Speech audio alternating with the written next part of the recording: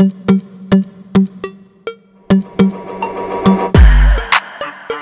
Everyone, कैसे हैं आप सब। आशा करती हूँ आप सब अच्छे होंगे, मस्त होंगे, मजे में होंगे। तो मैं बबली आप सबका आपके अपने चैनल हिमांश्री ब्लॉग में तहे दिल से वेलकम करती हूँ।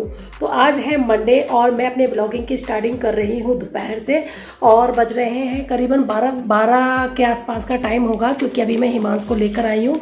और ये है ना, अभी हिमांश के ना एग्ज़ाम चल रहे हैं तो छुट्टियाँ जल्दी हो रही हैं, तो उसकी अब 11:30 बजे छुट्टी हो जाती है और मैं भी लेकर आई हूँ। और आज मैं खा रही हूँ आइसक्रीम, मैंगो वाली आइसक्रीम। हिमांश भी खा रहा है। इसने कल पहले कह दिया था कि गर्मी लगती है दोपहर में, तो मैं सारा इसका समझ गई थी ये क्या कहना चाह रहा है। और रात टाइम पे भी कह रहा था मम्मी 11 बज गए ना, गर्मी भी हो रही है। तो मैंने कहा हाँ मैं समझ गई इशारा, क्योंकि इसने ये रखा है कि मैं जहाँ जो पहले चीज़ लेता था, जूस वगैरह पीता था, मुझे वो नहीं चाहिए, मुझे दोपहर में आइसक्रीम दिलवा दिया अगर। तो वो खा रहा है आइसक्रीम, और मैं अभी थोड़ी देर में भी खाऊंगी आइसक्रीम। और बातें हो गई बहुत ज़्यादा, और अगर मैं ज़्यादा बातें करूंगी तो ब्लॉग बहुत बड़ा हो जाता है, तो बस बातें करूंगी यहीं पर स्टॉप। पहले खाऊंगी मैं आइसक्रीम और मिलती हूँ आप लोगों से बाद में। तो फ्रेंड, ये दोपहर का टाइम नहीं है, 12 बजे से पहले का टाइम है। मैंने सोचा पहले आज मंदिर साफ़ कर देती हूँ, क्योंकि कहते हैं ना 12 बजे के बाद ना मंदिर में मतलब पूजा पाठ या उसकी साफ़ सफाई नहीं करनी चाहिए। गलत मानते हैं इस चीज़ को, मुझे नहीं पता है क्यों ऐसा कहते हैं। तो फिर मैंने भी सोचा कि चलो 12 बजने से पहले ही मैं अपना मंदिर वगैरह साफ़ कर देती हूँ। पता बहुत दिन से सोच रही थी इस मंदिर को साफ़ करने का, बट मुझे टाइम ही नहीं मिल रहा था, कुछ याद नहीं रहता था। नज़र पड़ती थी तो लगता था कि हाँ मंदिर साफ़ करना है, थोड़ा सा फिर दूसरे काम में लग जाती थी तो मैं भूल जाती थी। और मंदिर साफ़ करने में ना मैं कभी भी झाड़ू का यूज़ नहीं करती हूँ, क्योंकि हम झाड़ू जो होती है ना सभी जगह यूज़ करते हैं, और मंदिर में कभी भी झाड़ू का यूज़ नहीं करना चाहिए। अगर आप झाड़ू का यूज़ करते हैं तो वो स्पेशली सिर्फ मंदिर के जाले झाड़ने के लिए ही रखें, उसका यूज़ कतई भी कहीं भी ना करें। तो मैं न्यूज़पेपर का ही यूज़ करती हूँ मंदिर में, बट आज मेरे पास न्यूज़पेपर ख़त्म हो गए थे। तो फिर मैंने क्या काम करा, ये जो कॉटन के कपड़े हैं, मेरे पास बहुत सारे कपड़े हैं, सारे न्यू है, ये कोई भी यूज़ करा हुआ नहीं है ये।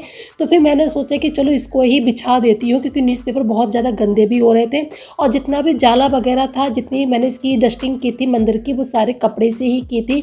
मैं कपड़ा मंदिर साफ़ करने का कपड़ा भी मैं अलग ही रखती हूँ, वो धुला हुआ कपड़ा रखा था, तो फिर मैंने उसी से अपना मंदिर मैंने क्लीन कर दिया। अब मैंने जो भी कपड़ा है ये बिछा दिया।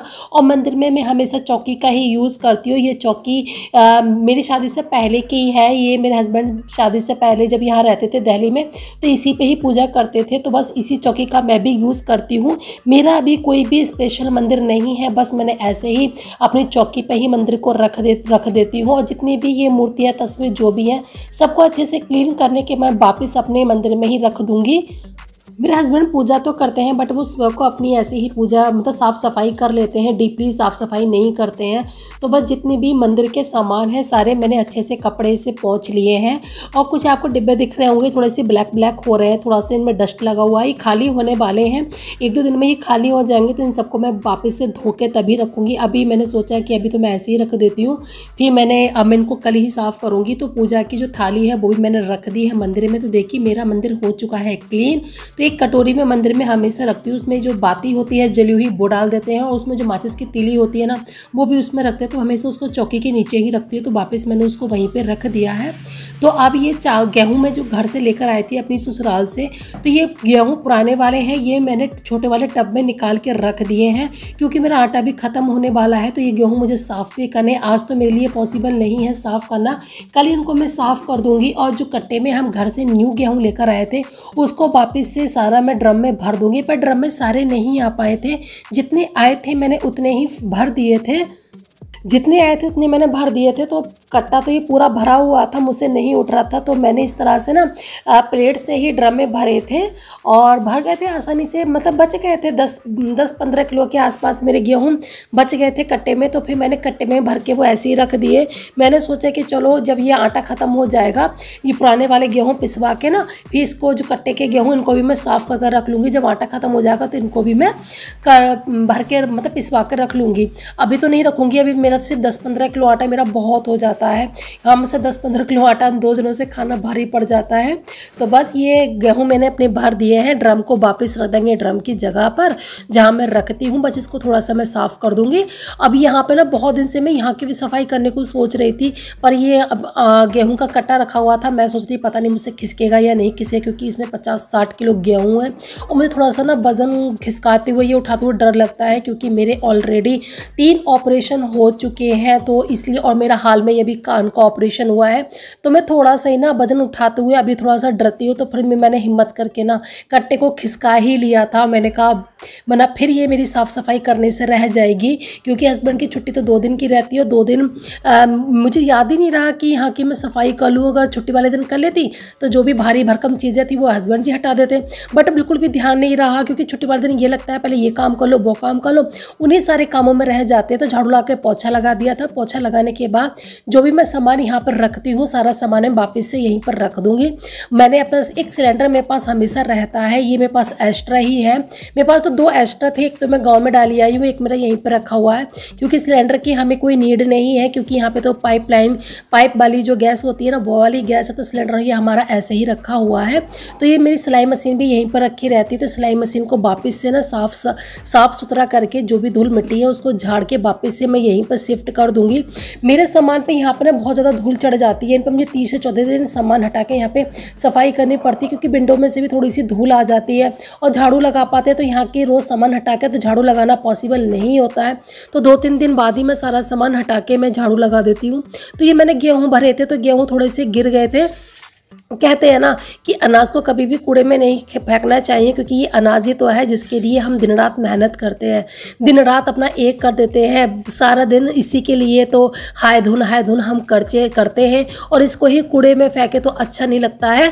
तो फिर मैंने सोचा कि चलो इन गेहूं को पहले मैं प्लेट में भर लेती हूँ, और गेहूं में प्लेट में भरने के बाद ना जो भी मेरा गेहूँ है इनको साफ़ करके वापस से जो मेरे टब में गेहूँ रखे हुए हैं उसमें मैं पलट दूँगी। मुझे फटकना तो नहीं आता है, पर जैसा ही मुझसे फटका गया था वैसे ही मैंने फटक लिए थे। फटकने ही कहते हैं हमारी तरफ तो, पर हमारे यहाँ जिसे फटकते हैं उसे सूप कहते हैं, सूप या छाछ, बट वो मेरे पास नहीं है। मैं तो छलनी से ही अपने गेहूँ साफ़ करती हूँ। तो ये प्लेट से ही मैंने कर लिए थे। जैसे ही मुझसे हुए थे जो मोटा मोटा कूड़ा था मैंने निकाल के ना सारा फेंक दिया था इसमें से, और वापिस से जो मेरे टब में गेहूँ पड़े थे उसे मैंने डाल दिए थे। और कूड़ा आप देख सकते हो कितना सारा निकला है। सही में बहुत कूड़ा निकलता है, घरों में कितनी भी साफ़ सफाई कर लो फिर भी पता नहीं इतना सारा कूड़ा कहाँ से आता है। मेरे तो यही समझ में नहीं आता कि इतना सारा कूड़ा आता कहाँ से है। डेली की झाड़ू लगती है, कम से कम 2 से 3 बार तो हम घर में झाड़ू लगाते हैं, फिर भी पता नहीं कूड़ा कहाँ से आता है, ये आज तक मेरी समझ में नहीं आया।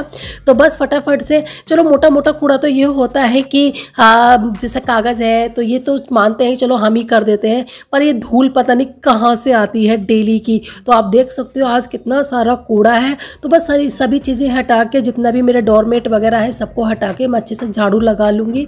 और घर में बहुत ही ज़्यादा धूल सी उड़ रही थी, तो इसलिए मैंने फ़ैन नहीं चलाया, क्योंकि जो धूल उड़ रही थी ना अगर मैं फ़ैन चला दूँगी तो वो पूरे घर में फैल जाएगी। अगर वो धूल है तो वहीं की वहीं बैठ जाएगी, इसलिए मैंने फ़ैन भी ऑन नहीं किया है। अब मेरी पता है विंडो खिड़की पर भी हल्की हल्की सी धूल जम गई है, तो अब मैं वो कल को ही साफ़ करूँगी। आज साफ़ करना तो इसको पॉसिबल नहीं है। तो फ्रेंड ये बन गया है मेरा पोहा। बहुत ही सिंपल सा मैंने बनाया है। सिंपल सा इसलिए बनाया है क्योंकि घर में जो हरी मिर्ची भी ख़त्म हो गई है, जो कि शाम को आएंगी, और करी पत्ता मेरा बेटा खाता नहीं है, और मुझे ना मूंगफली पसंद नहीं है पोहे में, ना ही मेरे बेटे को पसंद है। मुझे मटर पसंद है, और मटर भी इस टाइम सीज़न ऑफ ही हो चुका है मटर का। तो बस अब बच्चे की जिद होती है तो उसे बना के देना ही होता है। तो मैंने उसके लिए सिंपल से ही पोहा बना दिया। हींग डाल दिया, इसमें हल्दी डाल दी और थोड़ी सी लाल मिर्ची पाउडर डाल दिया, और राई का लगा दिया मैंने तड़का, क्योंकि शाम का टाइम है। तो बस उसकी जिद मैंने कर दी है पूरी। उसे सिंपल ही अच्छा लगता है। मैं तो अनियन भी डाल देती इसमें, पर अनियन भी नहीं था, तो अनियन में डाल भी देती तो मेरा बेटा नहीं खाता अनियन, तो उसके लिए मुझे ऐसे ही बनाना पड़ता है। तो थोड़ा सा मैंने अपने लिए भी एक्स्ट्रा बना दिया, क्योंकि मुझे पीनी है शाम की चाय, और शाम की चाय के साथ ना मुझे कुछ ना कुछ चाहिए। ये मेरी पता नहीं हैबिट है, पता नहीं क्या है, कुछ भी हो पर चाहिए जरूर। तो फटाफट से पी लेंगे हम चाय और आगे देखते हैं आगे का ब्लॉग। अभी मुझे हिमांश को भी पढ़ाना है क्योंकि उसके एग्जाम चल रहे हैं ना, तो पहले मैं चाय पीऊँगी फिर उसको मैं पढ़ाऊँगी। तो ये सब कुछ डिस्ट्रॉय हो जाएगा और फट जाएगा। प्रूफ स्क्रीन सबको इग्नोर करके मुझे नहीं पता, अपने आप ढूंढो और करो, मैच करो फटाफट।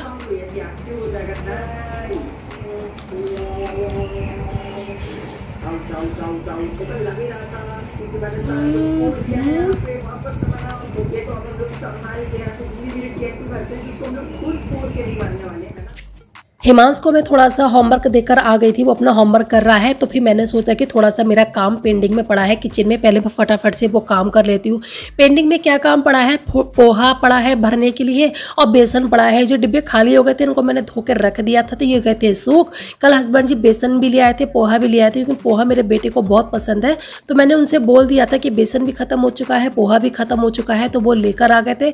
तो फटाफट से मैंने सोचा ये पैकेट ऐसे ही पड़े रहेंगे, डिब्बे भी सूख चुके हैं, तो इनको हाथों हाथ से मैं भर के रख देती हूँ डिब्बों में। मेरे डिब्बे हमेशा आपको नीट एंड क्लीन मिलेंगे, क्योंकि मेरा डिब्बा एक भी खाली होता है ना, मैं उसको धो के ही रख देती हूँ। तो बस आज का ब्लॉग करूंगी यहीं पर एंड। उम्मीद करती हूँ आपको अच्छा लगा होगा। Bye bye.